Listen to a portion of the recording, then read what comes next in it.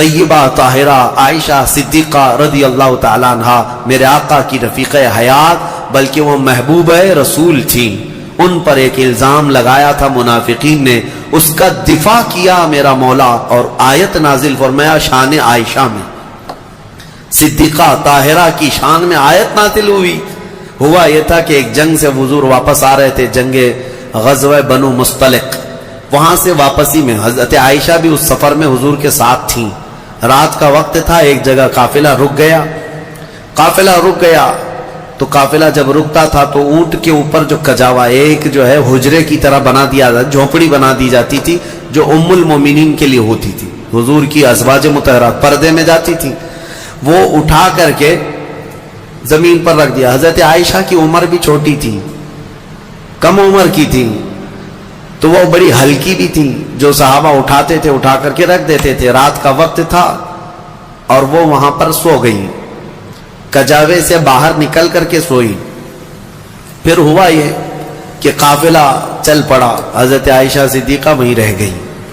وہ کجاوا اٹھا کر کے جو صحابہ تھے انہوں نے اونٹ پر رکھ دیا اور یہ سوچا کہ اس میں ام المومنین ہیں، سو رہی ہوں گی، اٹھا کر کے اونٹ پر رکھ دیا، باندھ دیا اور اونٹ چل پڑا، جبکہ ام المومنین کہیں اور سوئی ہوئی تھی۔ یہ رہ گئی بات۔ اب قافلہ مدینے کی طرف رواں دواں تھا، پیچھے سے قانون یہ تھا قافلے میں ایک صحابی بہت پیچھے چلتے تھے کہ قافلے سے چھوٹا ہوا کوئی سامان ہو تو وہ اٹھا کر کے لے کے آ جاتے تھے، کسی کا کچھ بھی رہ جاتا تو وہ حضرت صفوان ایک صحابی تھے، وہ پیچھے چلے آ رہے تھے، انہوں نے دیکھا ام المومنین عائشہ صدیقہ اکیلی تھی، انہوں نے دیکھتے ہی کہا یہ کیا ہے، انا للہ و انا الیہ راجعون، کیا ہوا ہے؟ انہوں نے اپنا چہرہ پھیر لیا اور ام المومنین نے پردہ کر لیا۔ ام المومنین کہنے لگی کہ قافلہ چلا گیا اور میں رہ گئی، نیند میں تھی۔ انہوں نے کہا ان کے ساتھ جو اونٹنی تھی اس پر ام المومنین کو سوار کیا اور نکیل پکڑ کر کے چلتے رہے۔ اب جب مدینے آئے تو بدمعاش قسم کے اوباش قسم کے ذلیل منافقین نے ام المومنین پر یہ تہمت لگانا شروع کیا کہ محمد رسول اللہ کی بیوی کسی اور مرد کے ساتھ چلی گئی تھی، نعوذ باللہ۔ حضرت عائشہ ان کے ساتھ چلی گئی تھی، قافلے سے الگ آئی ہیں، یہ بہت بھدا الزام۔ اسی کے متعلق قرآن میں آج ہم نے جو سورہ نور پڑھا ہے نا، اس میں ایک آیت ہے والذین یرمون المحصنات ثم لم یأتوا باربعۃ شہداء فاجلدوہم 80 جلدہ۔ اللہ فرماتا ہے جو مومنہ عورتوں پر الزام لگاتے ہیں، تہمت لگاتے ہیں، اور اگر 4 گواہ نہیں لا پائیں گے تو حکم شرع یہ ہے کہ 80 کوڑے مارو ایسے آدمی کو جو تہمت لگایا۔ اور پھر فرمایا کہ زندگی بھر پھر کبھی اس کی گواہی قبول نہیں کی جائے گی، وہ مردود الشہادہ ہے، اس کی کوئی گواہی نہیں قبول کی جائے گی جو تہمت لگاتا ہے۔ اب سنو، جب عائشہ صدیقہ رضی اللہ تعالیٰ عنہ مدینے آ گئیں تو یہ باتیں پھیلنے لگ گئیں اور بہت پھیل گئیں۔ نبی پاک صلی اللہ علیہ وسلم کو بتایا گیا کہ ایسی ایسی باتیں آپ کی زوجہ کے متعلق ہیں۔ حضور پاک صلی اللہ علیہ وسلم حضرت عائشہ کے پاس آئے، پوچھے عائشہ یہ کیا میں سن رہا ہوں؟ حضرت عائشہ صدیقہ رضی اللہ تعالیٰ عنہ رونے لگ گئی، بڑا پیار کرتے تھے میرے آقا ان سے اور وہ بھی بہت محبت کرتی تھی۔ حضور پاک صلی اللہ علیہ وسلم نے پھر ہوا یہ کہ حضرت عائشہ سے بات کرنا بھی چھوڑ دیا حضور نے، کہ میں اس وقت تک انتظار کروں گا جب اللہ تعالیٰ کا حکم آ جائے۔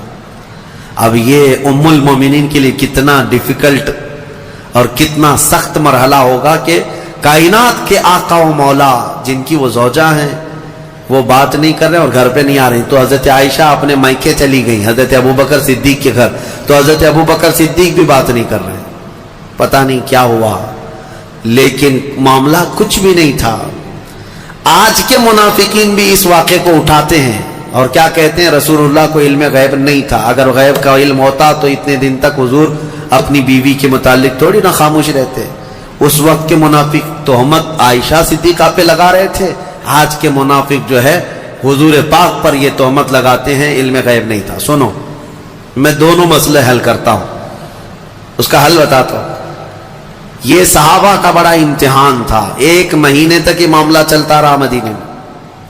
حضرت عمر فاروق رضی اللہ تعالیٰ عنہ کو حضور نے بلایا، ایک باری باری ہر ایک سے پوچھنے لگے۔ حضرت عمر سے پوچھا تمہارا کیا خیال ہے عائشہ کے بارے میں، یہ جو تہمت لگائی گئی ہے، جو افواہ ہے؟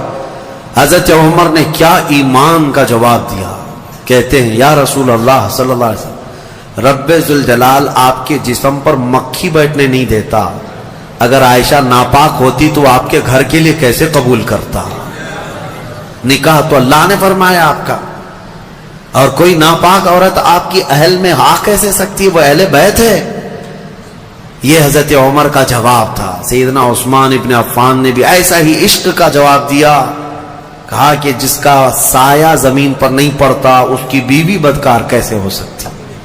اللہ تبارک و تعالیٰ نے محفوظ رکھا. اب جو خواتین صحابیات تھیں ان کو بھی حضور بلانے لگے، پوچھنے لگے عائشہ کے بارے میں کیا خیر. یہ در حقیقت ہے کہ امتحان چل رہا تھا. وہاں جو منافق تھے وہ تو کہنے لگے، جب منافق کون تھے؟ ظاہر وہ مسلمان ہی تھے، حضور کے پیچھے نماز پڑھتے تھے، بڑی بڑی باتیں کرتے تھے، لیکن اندر کیا تھا وہ کیا ہے؟ جب حضور ان سے پوچھتے آپ کا کیا خیال ہے، آپ کا کیا خیال، کہتے کیا آپ بتائیں، لوگ تو ایسا کہہ رہے ہیں، پتہ نہیں، ہو سکتا ہے بہک گئی ہوں گی، کچھ ہو گیا ہوگا. یہ منافقین کے جوابات تھے. یہ منافقین کے جوابات. ایسے بہت سارے لوگ ہیں، ہم کو تو نہیں معلوم لوگ، لیکن لوگ کہہ رہے ہیں ایسا ہوگا. یہ جلانے والا جواب ہوتا ہے. آج بھی ہوتے ہیں اس طرح کے جوابات، ان کو کانفیڈنس کے ساتھ کہنا نہیں ہوتا ہے. اب جو خواتین تھیں ان سے پوچھا گیا تو وہ تو کہنے لگی یا رسول اللہ صلی اللہ علیہ وسلم، عائشہ اتنی چھوٹی ہے کہ وہ آٹا گوندتے گوندتے سو جاتی ہے، روٹی کب پکتی ہے اسے پتہ نہیں ہوتی. تو یہ اونگ آ گئی ہوگی، سو گئی ہوگی، اور اس کا میلان کبھی کسی مرد کی طرف ہم نے نہیں دیکھا. کھیلنے والی خاتون ہے حضرت عائشہ. نبی پاک صلی اللہ تعالی علیہ وسلم نے یہ سب سے پوچھا. اس کے بعد مہینہ بھر گزرنے کو تھا، آیتیں نازل ہو گئی. سورہ نور میں اللہ تعالیٰ نے پوری برات ظاہر فرمائی. ارشاد فرمایا بے شک وہ لوگ جو الزام لگاتے ہیں بغیر کسی سبب کے وہ بڑے ظالم ہیں. ماں عائشہ صدیقہ کی برات میں جب آیت نازل ہوئی، حضور آئے حضرت عائشہ کے گھر. حضرت ابوبکر صدیق کو بتا دیا تھا کہ آیت عائشہ کی برات میں صفائی میں نازل ہو گئی ہے. تو پھر حضرت ابوبکر بھی دوڑے دوڑے عائشہ صدیقہ کو خبر دینے چلے گئے. اور جب حضرت عائشہ نے یہ خبر سن لی تو اس قدر اس دن خوشیوں سے پھولے نہ سما رہی تھی کہ نبی پاک صلی اللہ تعالی علیہ وسلم جب گئے گھر تو وہ ان کی محبت کا معاملہ تھا. حضور ان سے بات کر رہے تھے تو حضرت عائشہ حضور کے سامنے نہیں آ رہی تھی. کہا نہیں، میں پہلے آپ سے نہیں بات کروں گی، میں پہلے اس مولا کا سجدہ ادا کروں گی جس نے میری برات کا اظہار فرمایا. حضور پاک صلی اللہ تعالی علیہ وسلم نے یہ نہیں فرمایا، یہ محبت میں انہوں نے کیا تھا، یہ ان کے جذبات تھے. حضور پاک صلی اللہ علیہ وسلم مسکراتے اور فرماتے عائشہ میں تجھے پہچانتا ہوں جب تو خوشی میں ہوتی ہے اور جب تو غصے میں ہوتی ہے، دونوں چیزیں میں پہچان لیتا ہوں. حضرت عائشہ کا معاملہ تھا اسے. تو وہ پوچھتی ہیں آپ کو کیسے پتا چلتا ہے میں کب غصے میں ہوتی ہوں اور کب خوشی میں؟ تو حضور فرماتے ہیں جب تو خوشی میں ہوتی ہے تو قسم کھاتی ہے نا کسی بھی بات پر، تو کہتی ہے وہ رب محمد، محمد کے رب کی قسم، ایسا ہی تھا. اور جب غصے میں ہوتی ہے تو کہتی ہے وہ رب ابراہیم، ابراہیم علیہ السلام کے رب کی قسم، ایسا ہی تھا. حضور فرماتے ہیں میں اچھی طرح سے جانتا ہوں کب تمہارا موڈ کیسا ہے.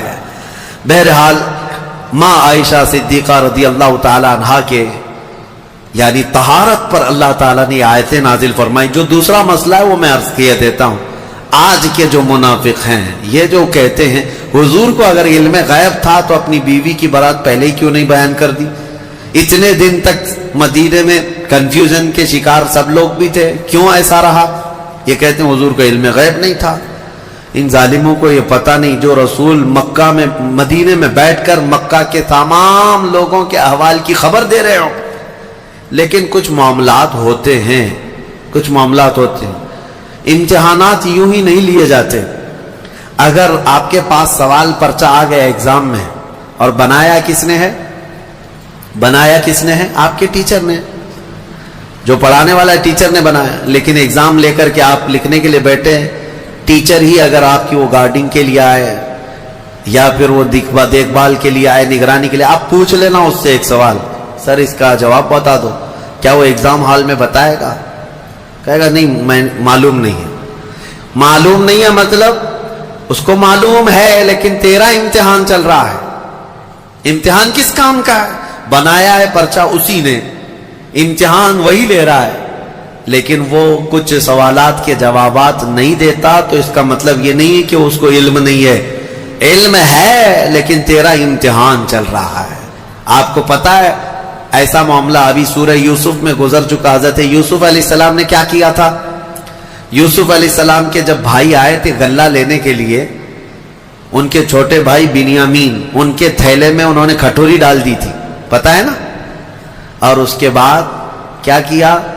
اعلان کروا دیا شاہی خزانے کی کھٹوری چوری ہو گئی, ڈھونڈو کس کے اس میں ہے, ڈھونڈو. حضرت یوسف علیہ السلام نے اعلان کروا دیا تھا اور سب کے غلے ڈھونڈتے جائے. وہ 10 بھائیوں کی بھی تلاش کر رہے تھے. قرآن میں یہ بھی ہے فَبَدَأَ بِأَوْعِيَتِهِمْ, ان کے سب تھیلیوں کو ٹٹولا گیا. حضرت یوسف علیہ السلام خود ہی ٹٹول رہے تھے. کس کو؟ 10 بھائیوں کے تھیلوں کو ٹٹول کر کے دیکھ رہے تھے, اس میں ہے, اس میں ہے. اور ڈالا کس کے تھیلے میں تھا؟ چھوٹے بھائی کے تھیلے میں ڈالا تھا. یہ 10 کو کیوں ٹٹول رہے تھے؟ کیا یہ بھی تم الزام لگاؤ گے کہ یوسف علیہ السلام کو معلوم نہیں تھا کون سے تھیلے میں؟ معلوم سب تھا. وہاں ایک مصلحت تھی کہ اللہ نے حضرت یوسف کو ایسا کرنے کا حکم دیا تھا. قرآن میں اللہ فرمایا کذالک کدنا لیوسف, ہم نے یوسف کو اس طرح کی ہدایت دی تھی کہ وہ ایسا کریں. تو وہاں حضرت یوسف علیہ السلام کے بارے میں یہ مانتے ہو اللہ نے ان کو ایسا کرنے کا حکم دیا تھا, تو پھر یہ غزوہ بنی مستلق کے بعد والے واقعے میں, ام المومنین کے واقعے میں یہ کیوں نہیں تسلیم کرتے کہ میرے آقا کو 1 مہینے تک اللہ نے خود ہی یہ فرمایا تھا کہ محبوب آپ کے سارے آس پاس آنے والوں کا امتحان ہو جائے, جو ایمان والا ہو ان حالات میں بھی میرے مصطفیٰ کی بڑائی بیان کرے گا. پسند آئی ہو تو چینل کو سبسکرائب کریں.